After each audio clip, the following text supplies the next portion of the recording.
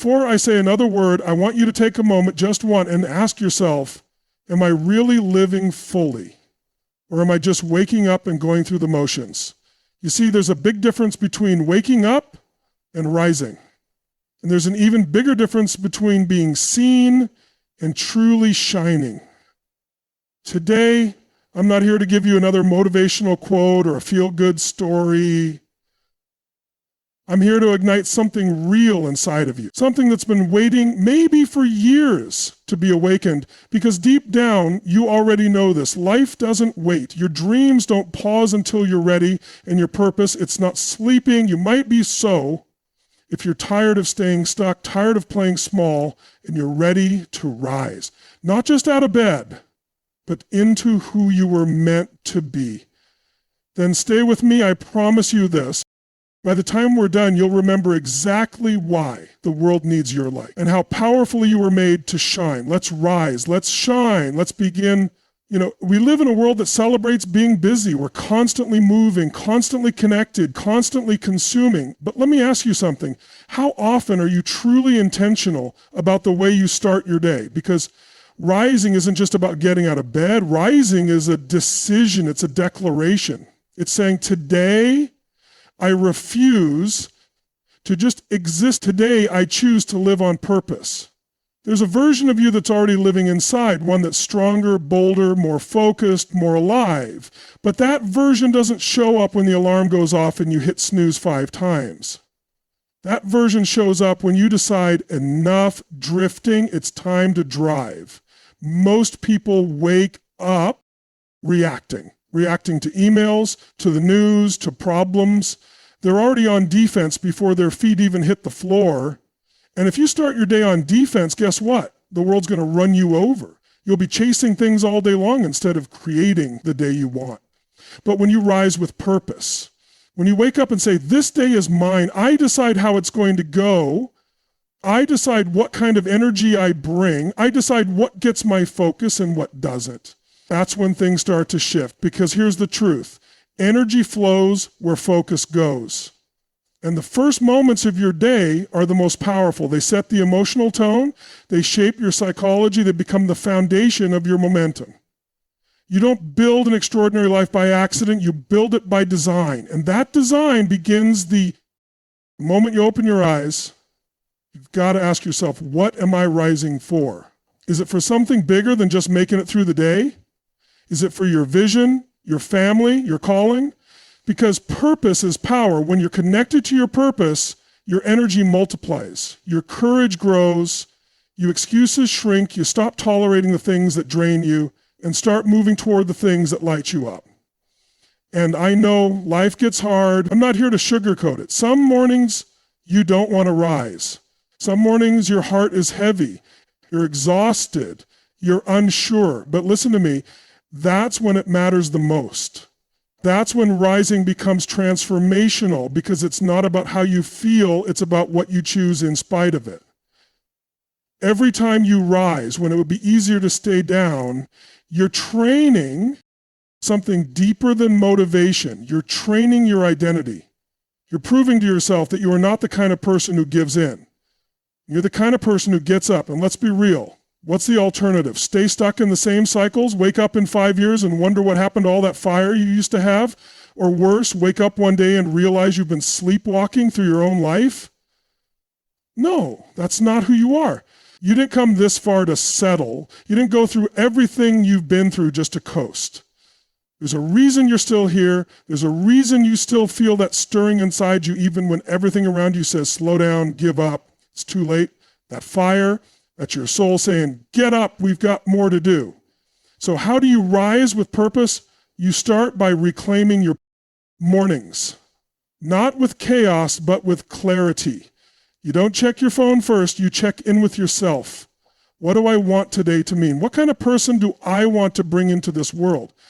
You move your body, you speak life into yourself, you feed your mind something strong, you prime your emotions for gratitude, for strength, for boldness. You stop waiting for the perfect day and you create it. Because you're not just rising for today, You're rising for the future you, the version of you who is counting on the decisions you make right now. And trust me, that future version of you, they are grateful, they are proud, they are standing taller because you chose to rise when it was easier to shrink. So when that alarm goes off tomorrow, and it will, once you rise with purpose, now, once you rise with purpose, once you make that decision to start showing up for your life, you've got to ask yourself who exactly is showing up. Because here's what most people don't realize.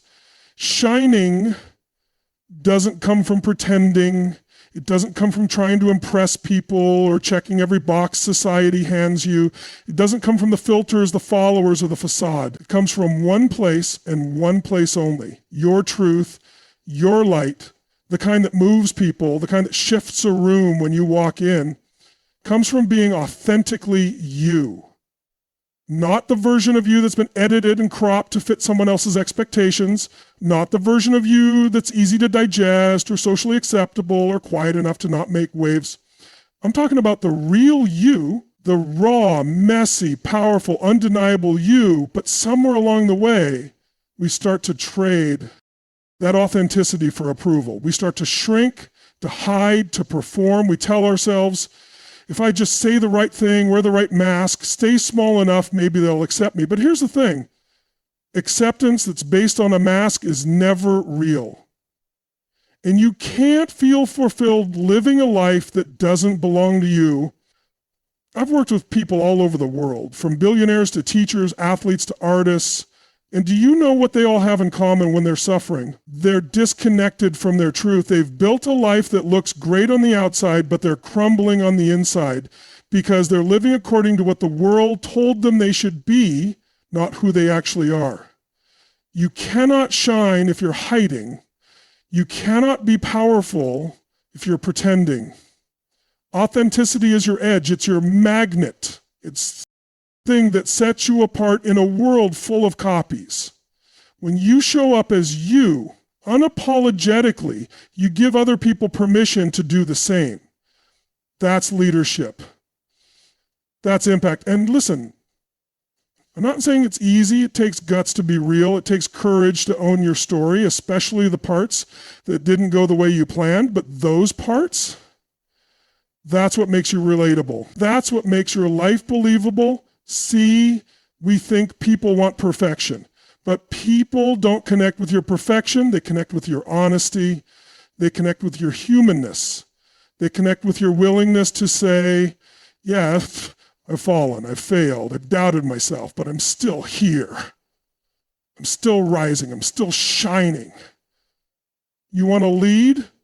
You want to create something meaningful? Then stop trying to be impressive.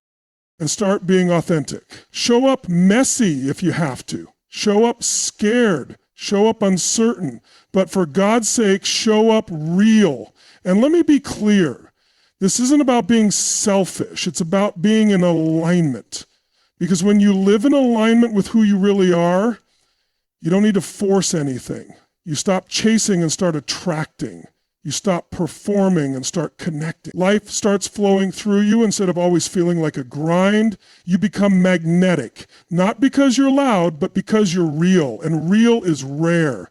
Real cuts through noise. Real is what people are starving for in a world of plastic promises and curated perfection. But you've got to own it. You've got to stop apologizing for being different. Stop diluting your personality just to make other people comfortable. You weren't born to blend in. You were born to stand out, not from ego, but from purpose, from truth. The greatest tragedy is not failing. It's succeeding at something that was never really you to begin with. Living a life that checks all the boxes, but leaves your soul empty. That's not shining. That's surviving. You shine by being fully alive in your truth, and that means embracing all of you. The brilliant parts and the broken ones. It means getting honest about what you love, what you value, what lights you up, even if the world doesn't get it. So let them misunderstand you. Let them judge you. That's not your problem. Your job is not to be liked by everyone. It's to be real with yourself. Because when you own who you are, when you live from that place, you don't just shine. You set fires. And this world doesn't need more copies. It needs more originals. It needs more people who are lit up from the inside out, not because they're perfect, but because they're real. So be that person. Be the one who dares to shine without dimming, to speak without scripting, to live without lying to yourself. Because when you shine with authenticity, you give others permission to rise. Now, here's the truth nobody likes to talk about. Rising with purpose, shining with authenticity, all of that sounds amazing until life hits you in the mouth, because it will. You can be the most focused, fired up, soul-aligned person in the world, and you're still going to get knocked down. You're going to face things that shake you. You're going to feel heartbreak, failure, disappointment, loss, sometimes all at once. That's life. That's reality. The question isn't if you'll get hit. It's how you're going to respond when you do. See, a setback isn't the end. It's not a sentence. It's a signal. It's the universe saying, there's more in you. There's another level you haven't tapped yet. But most people don't hear that. They get knocked down and they start to believe the lie. Maybe I'm not cut out for this. Maybe I'm not good enough. Maybe it's just not meant to be. Let me tell you something. The only difference between people who stay stuck and people who rise is what they do in the middle of the setback, that moment, when your back's against the wall, when the plan fell apart, when nothing makes sense. That's the moment that defines everything, because pain will visit all of us, but suffering, that's a choice. You can let the setback break you, or you can let it build you. You can let it bury you, or you can let it become the soil that grows something stronger in you than ever existed before. Most people think their story's over when something falls apart, but the best chapters are always born in the dark. When you lose the job, when the relationship ends, when the business fails, when the door slams shut that you were so sure was supposed to open, that's not the end. That's the moment where you get to choose whether you stay down or rise again with something new in you. You've got to start seeing your setbacks as setups, not because they're comfortable, because they're necessary. Growth doesn't happen in ease. It happens in pressure. It happens in pain. Diamonds aren't made in a quiet room. They're made under fire. You want strength, you want depth, you want resilience, then don't resist the storm. Learn how to dance in it, because here's what most people miss. Adversity introduces you to yourself. You learn who you are when everything falls apart. You learn how much grit you've got. You learn what you actually believe when the comfort's stripped away. And if you lean in instead of backing off, you start to realize this wasn't a setback. This was a wake-up call. This was a turning point. This was a new chapter disguised as a closed door. You're never being punished. You're being prepared. But you've got to choose the perspective. You've got to take responsibility for the meaning you attach to your pain. Because that meaning, that's the difference between power and paralysis. That's what determines whether your past defines you or refines you. And look, I'm not saying you won't hurt. I'm not saying it'll all make sense right away. Some pain takes time to process. Some storms will leave you gasping for air. But while you're healing, don't stop building. While you're grieving, don't forget the gift that might be hidden underneath all of it, because there's always something in you that the setback can't touch. That's your power. That's your truth. That's the part of you that doesn't quit when it's hard. It rises when it's hard. Think about the moments in your life that made you stronger. They weren't the easy ones. They were the ones you thought you couldn't survive, but you did. And maybe didn't come out with everything you wanted, but you came out with something better. You. Wiser. Tougher, more awake, more aligned. So whatever you're facing right now, whatever has knocked the wind out of you, I want you to remember this. The story isn't over. You're not done. You're not broken beyond repair. This moment, this storm, It might just be the setup for your greatest breakthrough yet. But you've got to decide not to shrink, not to shut down. You've got to rise again and again until the pain becomes purpose and the setback becomes your setup for the next level of your life. Because the only thing stronger than the storm is the one who refuses to stay down. Now, if you've ever risen with purpose, if you've ever dared to be real and walked through the fire of a setback and stood back up anyway, you know something powerful happens. But let me tell you the truth, most people miss. It's not enough to rise once. It's not enough to shine once. It's not enough to bounce back from one setback and think the work is done. Because life isn't a one-time sprint. It's a long, demanding, sometimes brutal marathon.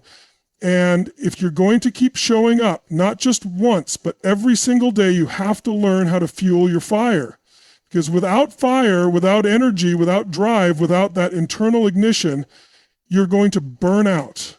You'll lose momentum. You'll slip back into old habits, old fears, old versions of yourself. That's what happens when people forget to protect their spark. See, there's a fire in every one of us. You felt it at some point. You felt it when you had a breakthrough, when you broke the cycle, when you pushed through fear, and something in you came alive. That feeling, that's your fire. That's your spirit saying, I remember who I am. But fire doesn't stay lit by accident. You have to feed it. You have to guard it. You have to fuel it daily, or life will smother it. Not because life is evil, but because life is heavy. There are bills, there's stress, there's people who don't believe in you. There are distractions every 2 seconds trying to pull you off track. And if you don't know what keeps your fire burning, you're going to run cold when things get tough.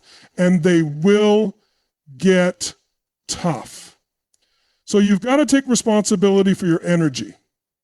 You've got to get crystal clear. What gives me energy? What drains me?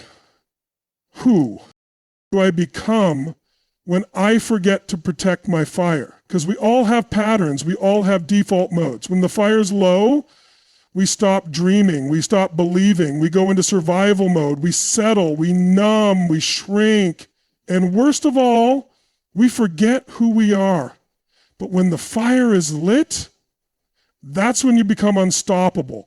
That's when the version of you that's bold and creative and courageous starts showing up again. And not once in a while, consistently. You've got to have rituals in place that keep your emotional state strong.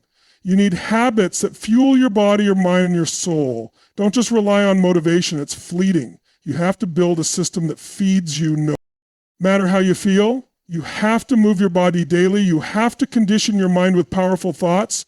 You've got to prime your emotions with gratitude, with vision, with intensity. Otherwise, you're walking into battle every day without armor. And let's be real, it's not just about morning routines or taking a walk in the sun, though those things matter. It's also about who and what you surround yourself with. Because the people around you, they're either fueling your fire or putting it out. If you're constantly around people who are negative, who complain, who gossip, who quit on their dreams, guess what? That energy seeps into you. And suddenly you're living small, not because it's who you are, but because it's what you've been breathing. You need to get around people who challenge you, people who speak life into you, people who remind you of your greatness even when you forget it. You need to read things, listen to things, watch things that feed your hunger, not numb it. You have to be fierce about protecting what gets your attention, because attention is energy. And energy is everything. I don't care how talented you are. I don't care how smart or gifted you are. If your energy is off, your life is off. If your fire is out, your vision fades. Your passion dies. Your potential goes untouched. But when your energy is right, when the fire is lit, you become magnetic. You start pulling people, opportunities, ideas, solutions. You move through fear faster. You bounce back quicker. You become that person that people look at and go, what are they on? And the answer is, you're on fire, but only you can keep it lit. Nobody's going to do it for you. You can get inspired by a message, by a mentor, by a moment, but you have to be the one who gets up the next morning and keeps that fire burning. And if it starts to flicker, good. That's your cue. That's your sign to go deeper, to refuel, to recommit. Because this fire inside of you, It's sacred. It's your life force. And when it's burning, you don't just survive, you come alive. So feed it, fight for it, protect it. Because when your fire is strong, nothing can stop you. Now, when your fire's lit, when you're rising with intention, shining with authenticity, pushing through setbacks and fueling that inner drive, there comes a point where it's no longer just about you. It becomes about how you show up for others. Because whether you realize it or not, you are always leading. Every single day, with every choice, every word, every moment, you are setting an example for someone. It might be your kids, your friends, your coworkers, the stranger sitting beside you who overhears your conversation. Someone is watching how you live your life. They're learning from how you respond when it's hard, from how you carry yourself when no one's clapping, from how you treat people when you don't need anything from them. Leadership isn't a title. It's not reserved for CEOs or coaches or people on stages. Leadership is influence, and your life is the loudest message you'll ever preach people. Don't follow what you say, they follow who you are. They follow what you embody. You want your team to be disciplined? Be disciplined. You want your kids to believe in themselves? Show them what belief looks like in action. You want your partner to trust you? Then operate with integrity, even when it's inconvenient. This isn't about being perfect. It's about being real, being consistent, being aligned with what you say matters to you. See, it's easy to talk about values. It's easy to post about goals and inspiration. But when life puts pressure on you, that's when real leadership shows up, not in what you say, but in how you act. You want to change the world? You don't need a platform. You need to be the kind of person whose presence is a permission slip for others to rise. And listen, the world is full of people who say one thing and do another. It's normal now. People expect to be disappointed. They expect inconsistency. But that gives you an opportunity. That gives you the chance to be different. Be the one who actually lives what you believe. To be the example that makes people stop and go, wait, maybe it's possible to live with that kind of fire, that kind of integrity, that kind of courage. You don't need to tell everyone what they should do. You just need to show them. Show them what it looks like to rise after failing. Show them what it means to live from truth instead of fear. Show them that struggle doesn't have to steal your soul. It can sharpen your purpose. Because your breakthrough becomes someone else's blueprint. Your courage gives others permission to be brave. Your consistency shows others what's possible. Not by talking, but by being. By doing the hard thing over and over again until it becomes who you are. By choosing to live your values, even when no one's watching, even when it's not convenient, even when you're tired or scared or frustrated. That's leadership. That's real influence. And here's the most powerful part. When you lead by example, you create ripple effects that outlive you. You might never see all the lives you impact. You might never hear the thank you. But someone out there is getting stronger because you didn't give up. Someone is choosing better because you showed them how. That's the power of living in alignment. You inspire without trying. You lead without needing recognition. You shift the room just by walking into it with your fire still burning. So don't just rise for yourself. Don't just shine so you can feel good. Do it because the world needs living, breathing proof that it's possible to live with passion, with truth, with purpose. Do it because your life is the message. Not just for strangers, but for the people who matter most, your family, your circle, the ones who see the unfiltered version of you. They're learning how to live by watching how you do it. Be the reason someone believes they can overcome. Be the proof that hard work pays off. Be the example of grace under pressure. Be the one who shows up even when it's inconvenient because you know who you are and what you stand for. You want to lead? Then live it every day, every moment with humility, with strength, with fire. Let your life be the mirror that reminds people of their own greatness. Because the loudest way to lead is to be the example. There's something I want you to sit with, not just hear, but really feel in your gut. One day, your time here will come to an end. It's not meant to be morbid. It's not meant to scare you. It's meant to wake you up, because we live like we've got forever. We procrastinate on our purpose. We delay the things that matter most. We think, I'll do it later, I'll show up tomorrow, I'll make it right next week, but time doesn't make those kinds of promises. At the end of your life, the trophies won't matter. The money won't matter. The titles won't matter. What will matter, what always matters, is what you left behind in the hearts of people, the impact, the legacy, the imprint of who you were when no one was watching. And here's the thing, legacy isn't about something you build when you're old. Legacy isn't some grand, far-off idea. Legacy is being built right now, in every conversation, every choice, every interaction. It's built in how you treat people when you're tired, and how you show up when life isn't going your way. In the way you love, in the way you serve, in the way you give, even when you have every excuse to take. You don't have to be famous to leave a legacy. You don't have to be a millionaire or a public figure. Your legacy is how people feel after being around you. It's the voice in their head when they want to quit, but they remember how you didn't. It's the belief that maybe, just maybe, they can do something great with their life because they saw you do it even when the odds were against you. So don't wait for some future version of you to start living intentionally. Live like it matters now, because it does. Someone out there is starving for an example of what's possible. Someone out there is watching how you rise, how you fight, how you stay grounded when everything around you is chaotic. They're learning what strength looks like from your story. And I'll tell you this, legacy isn't built in ease. It's not built when everything's perfect. It's built in the hard choices. It's built when you forgive when you could have stayed bitter. When you keep showing up for your family when it's messy. When you put down your pride long enough to lift someone else up. That's where legacy is born. In the quiet, consistent, soul-aligned decisions that nobody sees but everybody feels.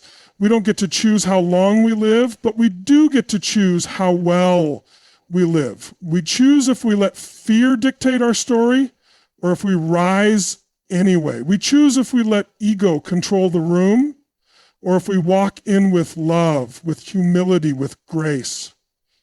We choose whether we leave behind a trail of broken trust and missed chances, or whether we leave a path lit with courage, with compassion, with fire. Ask yourself, when I'm gone, what do I want people to say about how I lived? Not what I had, how I lived. Did I make people feel seen? Did I show up when it mattered? Did I give my all even when no one clapped? That's the stuff that lasts. That's the kind of legacy that doesn't fade. And legacy isn't just about what you do. It's about who you raise, who you elevate, who you empower. Your children, your team, your community. Are they stronger because you were in their life? Did you create space for people to grow, to lead, to dream? That's leadership on another level. That's legacy in action. When you live from that space, when every day becomes a chance to leave something better than you found it, your life takes on a whole new meaning. You stop playing small, you stop waiting, you stop living on autopilot because you know you've only got one shot at this and it matters how you use it. So rise with purpose, shine with truth, embrace the setbacks, feed your fire, be the example, but more than anything, live like your life is a message because it is. Leave people better than you found them. Give more than you take, love deeper than feels comfortable, and keep showing up with your whole heart, even when it's hard, especially when it's hard. Because one day, long after you're gone, the ripple you created will still be moving. And that is the power of a real legacy.